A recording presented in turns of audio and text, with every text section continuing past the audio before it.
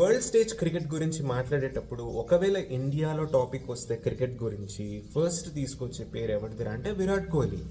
విరాట్ కోహ్లీ ఆబ్వియస్గా అందరూ మాట్లాడతారు, కానీ ఒక్కడి పేరు మనం తీసుకురాకపోతే క్రికెట్ గురించి వచ్చినప్పుడు అది చాలా తప్పు. అది ఎవరు అంటే జస్ప్రీత్ బుమ్రా.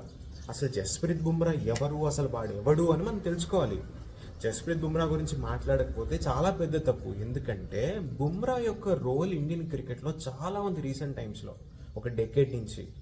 ఎందుకంటే జస్ప్రీత్ బుమ్రా యొక్క ఫామ్ అనేది ఇండియాని చాలా ఇంపాక్ట్ చేసింది.